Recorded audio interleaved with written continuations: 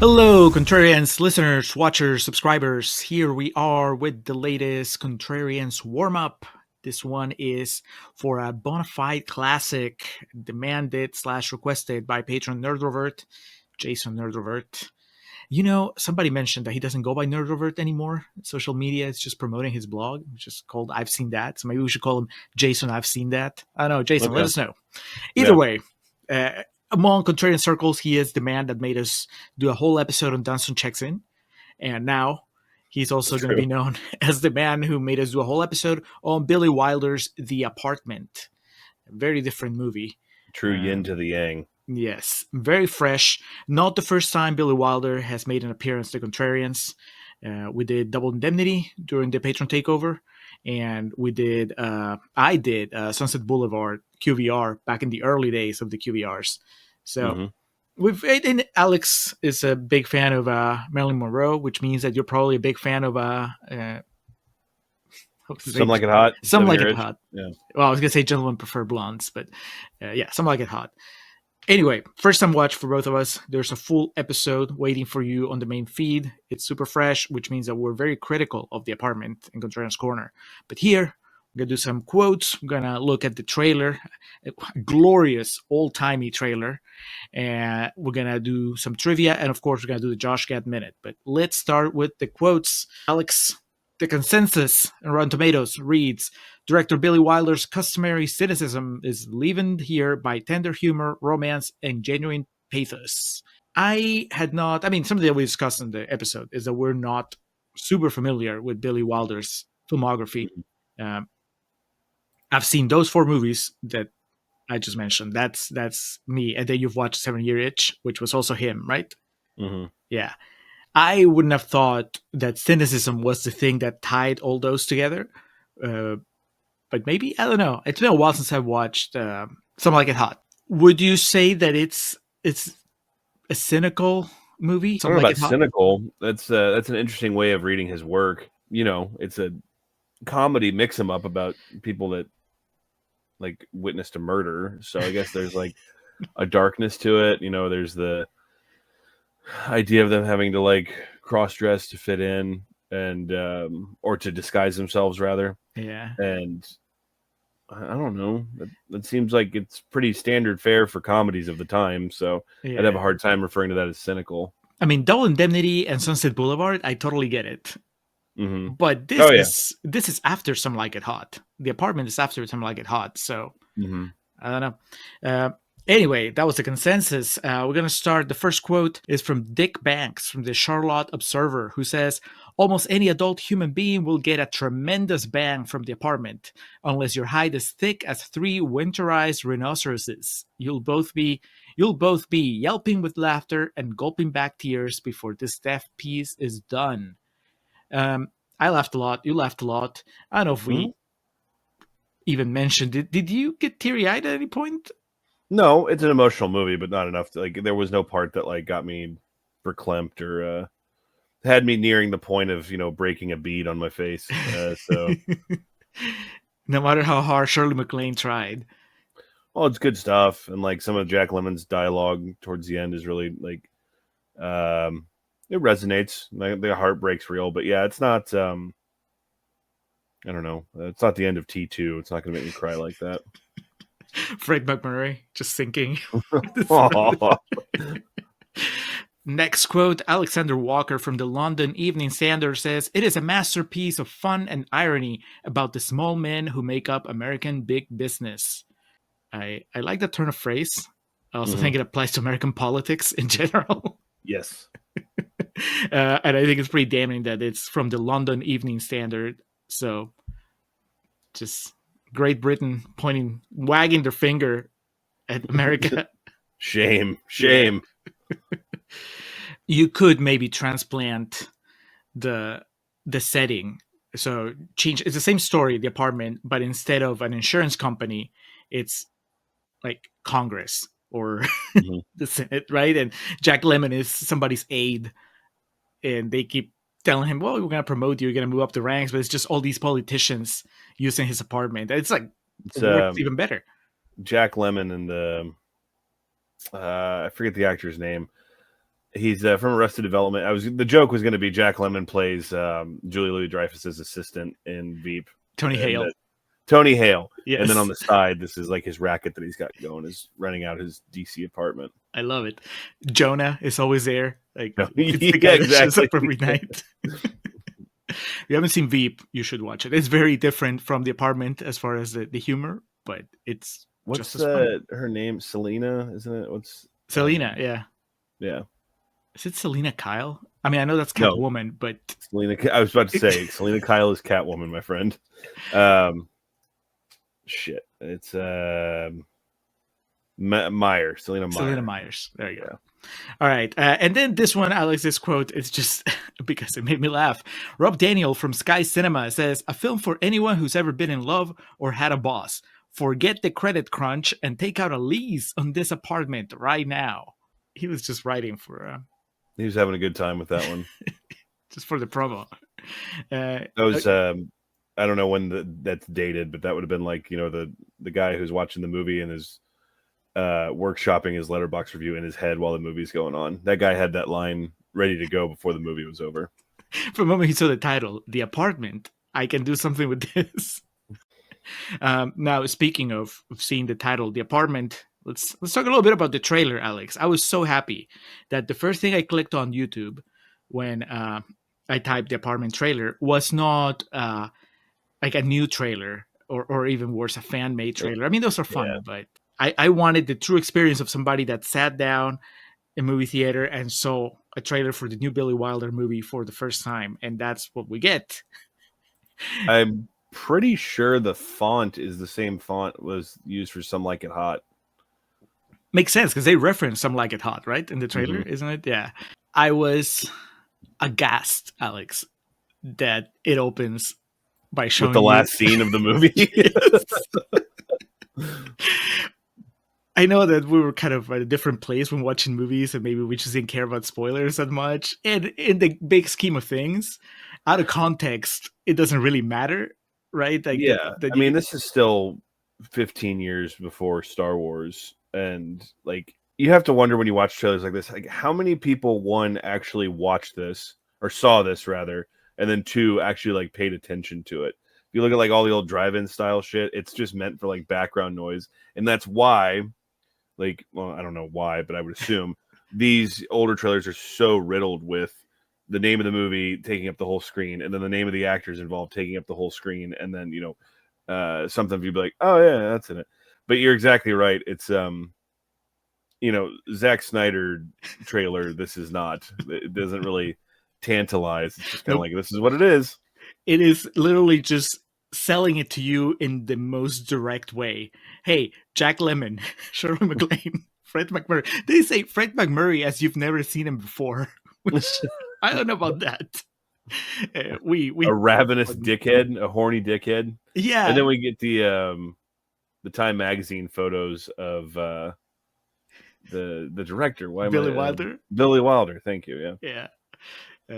Just it's just him doing his directing thing. I don't like this type of trailer. I find it amusing in context. If a movie today made this type of trailer, I would think that they've lost their minds. Yeah.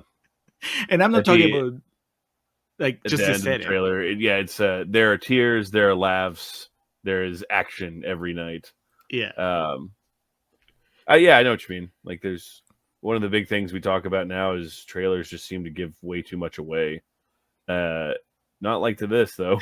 Like, trying to think if I've been to a movie recently in the past few years where the ending was in the trailer that I watched. I don't know. I know I've seen it happen at least a couple times, and it was even worse because that was modern movies. I don't want to say that there's no artistry to this type of trailer, because I mean there is, in the sense that you can have artistry in the way that you sell something in a very direct way. But for what we're used to today, I mean, you're right, exactly. This trailer isn't trying to tantalize anything. It's just somebody just selling their wares at the corner and just trying to get as many customers as possible. Extra. Yeah. Shirley Maclaine. Yeah. It's good for a laugh. Just check the trailer. I think that for everything it does tell you about the movie, it never really tells you the plot. So you could watch the trailer and not know what the apartment was really about. You would only know that it starred Jack Lemmon, Shirley Maclaine, Fred McMurray, and that it was directed by Billy Wilder, who directed Some Like It Hot. And you didn't know at the time, but you were watching the end of the movie when the trailer started. Can't you just see like you can see like a Tarantino style picture where someone's going into a movie theater and the trailer for this is playing in the background? Not necessarily like this specific trailer, but these kinds of trailers. That's something Tarantino would do.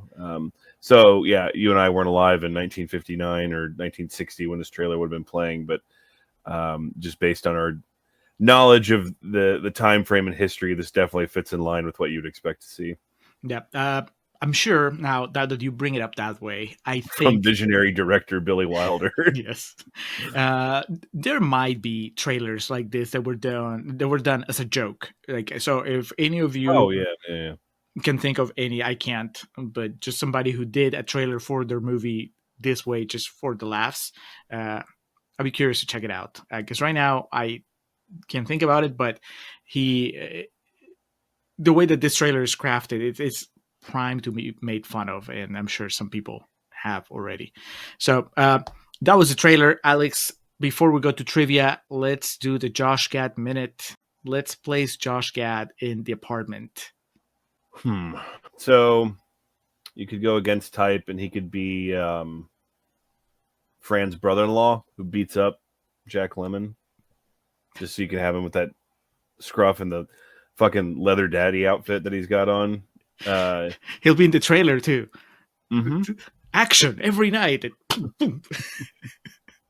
For me personally, I think the best use, do one of these modern Tarantino. PTA immediately comes to mind because he did this with Licorice Pizza. One of those like hidden cameos. I think what I would do is Josh Gad would play Santa Claus in the bar, because he has a few lines, and he gets to send the attention of the scene. There's like a frame that's centered on him, or a shot rather. So it would be enough to be like, hey. But I'm thinking of in Licorice Pizza, John C. Reilly was Herman Munster at the TV convention, and when can you miss it? Yeah, and with that here, I think that's a really good option. He could be the bartender also. I just don't want him to be one of the head honchos at the office that are using CC's apartment, because I don't want to think of too gross, lecherous, sexual deviant Josh Gad. I think there's a way we can have him keep his dignity in this movie. I mean, if you're talking about cameos, he could also be the guy that's his office neighbor, CC's office neighbor, who tells him, "I've been here longer. There's no way you're getting promoted," and they bet $1, and then when he gets promoted, he just gives him $1. That'd be a good one for Gad, because he could do, his hair's all disheveled and he's real frustrated, and and then maybe you can see him again at the big New Year's or Christmas blowout. He's part of the office, so he could just be there doing the if you want to do that, he could be the one that's making out with a dame in CC's office and gets booted out. There you go. Yeah, I think that Josh Gad, we're gonna keep you just concentrated to small part in the apartment. Yeah. Sometimes we like giving you like big, but I really, I also wouldn't want him to replace Jack Lemmon or Fred McMurray, because one, I just like Fred McMurray. Going from if you replace him with Josh Gad, then you have to be retroactive and also replace him in Double Indemnity with Josh Gad, and we don't really want to do that. So, and I just enjoy young Jack Lemmon too much at this point. It's such contrast with his older persona. That's what I'm familiar with, so I don't want to mess with that either. So Josh Gad, just in small parts. Maybe you can do all of them, Alex. You can just we change enough makeup on him that he could be the bartender, and he could be Santa, and he could be the office person. So think about it, Mr. Gad. Get back to us for this remake. All right, let's go to trivia. All right, so qualifies as a Christmas movie. We mentioned Santa, but not necessarily in time of release. This came out in the middle of summer, June 15th, 1960. It was released in New York City, and then June 21st, it was released in Los Angeles. And then it wasn't until July that our friends over in the United Kingdom got this. So, taking the Halloween released in August approach of A Christmas movie released the dead of summer. Budget of $3 million with a box office return of roughly $25 million. As Julio mentioned, this is a beloved classic. Has a pretty damn towering rating on Rotten Tomatoes. Not amongst the upper tier of movies we've covered, but still really high. Certified fresh at 93% with a 94% audience score. The Popcornometer ringing in there. Piggybacking off the Christmas narrative there, the Christmas angle, the Office Christmas party scene was actually filmed on December 23rd of 1959. So as to catch everybody in the proper holiday mood. Billy Wilder filmed almost all of it on the first take, stating to an observer, "I wish it were always this easy. Today I can just shout action and stand back." Which is true. If it's that time of year, everyone's already mentally checked out. You just, I imagine some of the libations shown on that scene weren't fake. Yeah, it seemed like everyone was having a good time with that. Ray Walston is really drunk. Yes. In 2001, our buddy Roger Ebert gave the film 4 stars out of 4 and added it to his great movies list. So it ranks highly in the halls of Roger Ebert. Now, on the actual episode, this drove you here, I mentioned the focus was going to be the Academy Awards from 1961 and the impact this had. And it was a big one.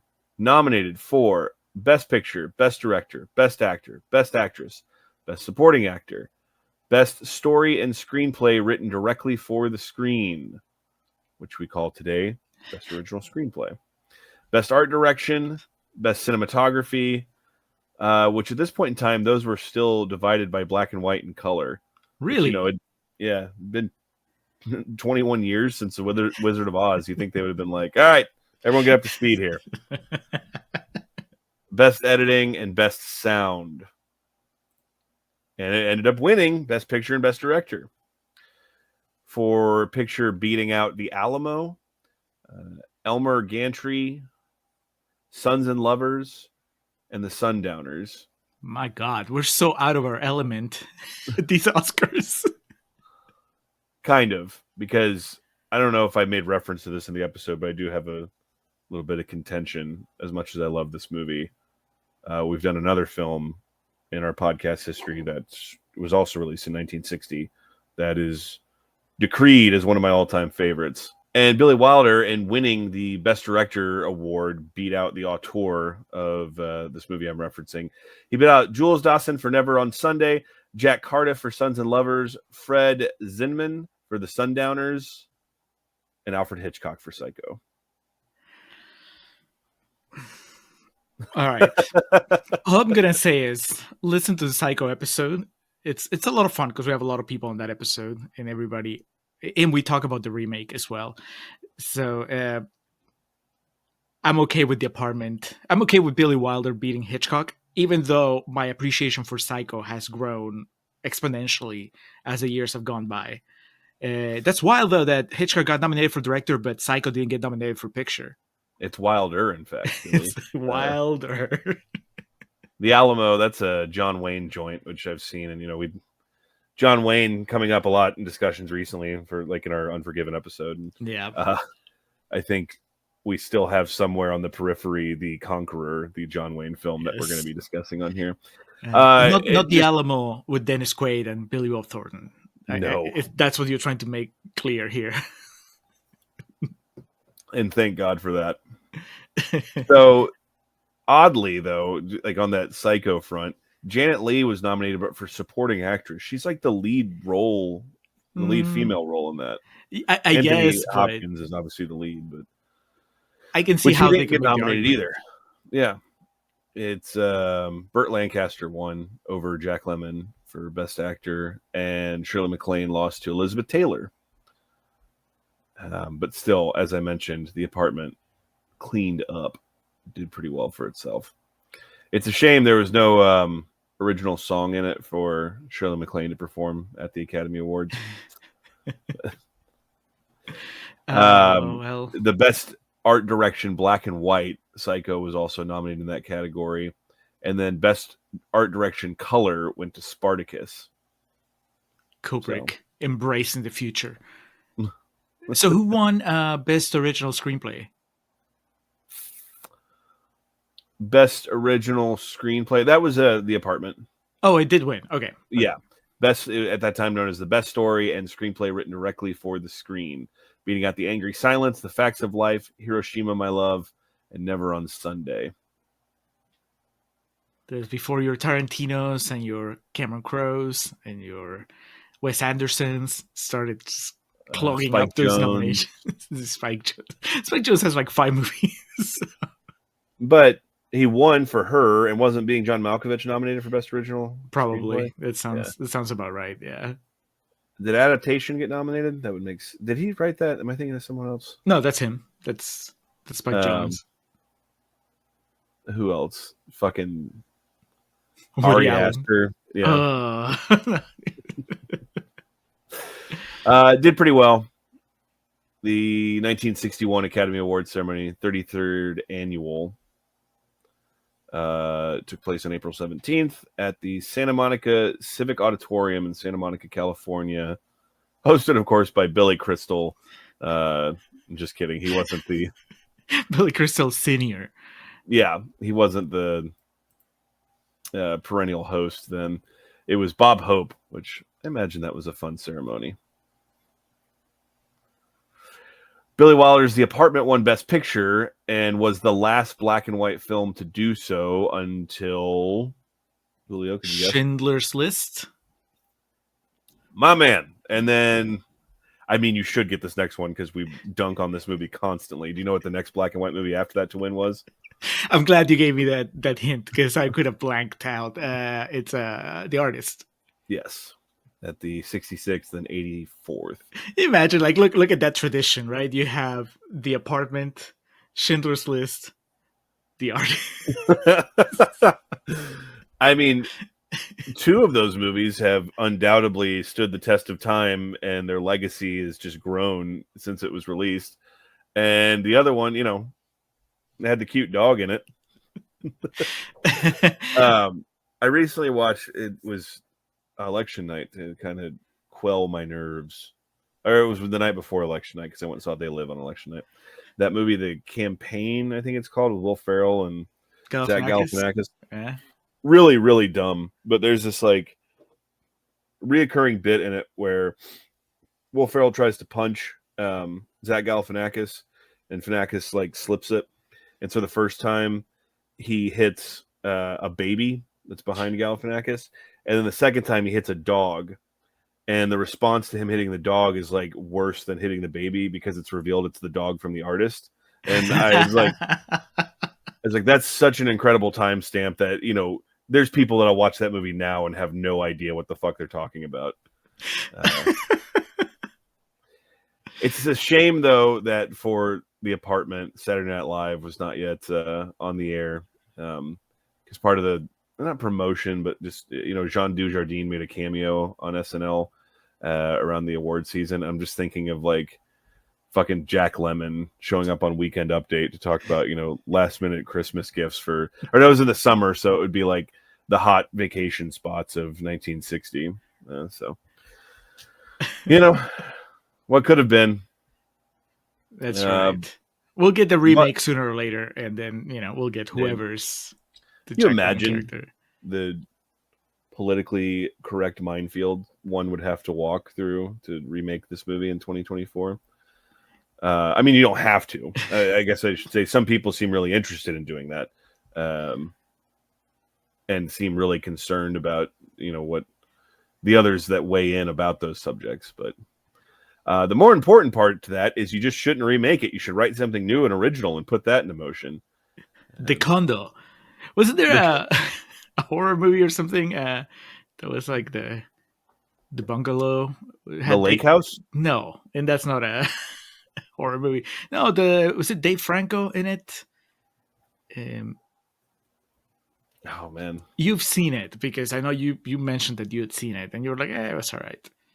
The Rental, is that what you're referring to? Yes, The Rental. That also has Carrie Von Erich in it, Jeremy Allen White, and fucking Annie from Community. Oh, not from Annie, not Kavanjane Wallace. No, yes, not her.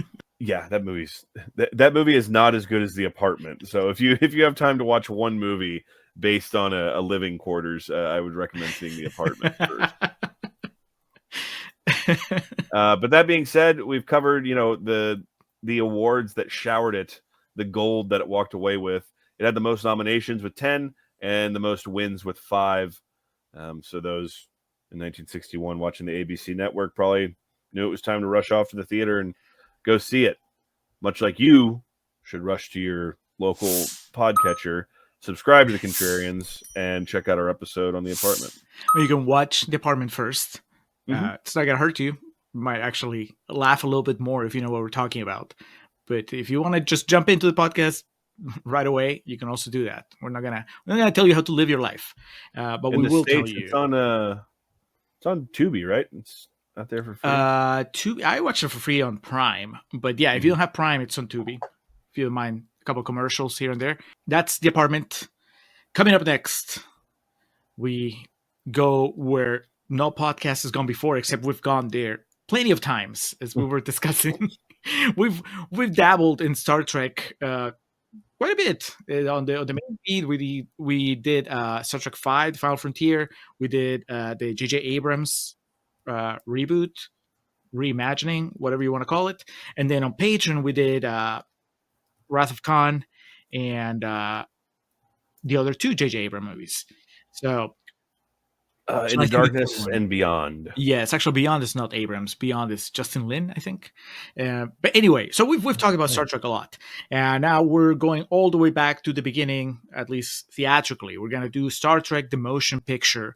We're gonna have our friends Ryan and Rachel from the Yum Yum podcast, huge Star Trek fans, joining us. So I'm sure that whether we like it or not, there's going to be a very spirited discussion, because I'm pretty sure we're not going to like it as much as they do. Circling back to the beginning of this, Star Trek II, The Wrath of Khan, that movie makes me cry. Of my friend, I can only say this.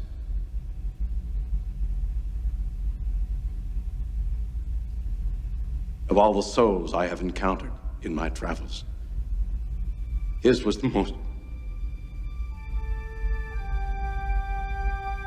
human. I mean, yes. There's not a scene in The Apartment where Jack Lemmon and Shirley Maclaine are separated by glass and they just do the hands. One of them is dying. That's not. That's all right. I mean, they had to wait. Spoiler alert: Jack Lemmon doesn't need to expose himself to deadly levels of radiation to save the day in The Apartment. No. Now, Star Trek: The Motion Picture, Alex. I don't know if it'll make you cry. Maybe we will, maybe we won't. I'm not going to tell you. I've seen it once before, but apparently we're watching a longer cut for this. So I may have some surprises as well. So check out The Apartment, check out Star Trek: The Motion Picture, and come back and we'll have more for you. But until then, thank you for watching. Thank you for listening, and we'll talk to you again soon.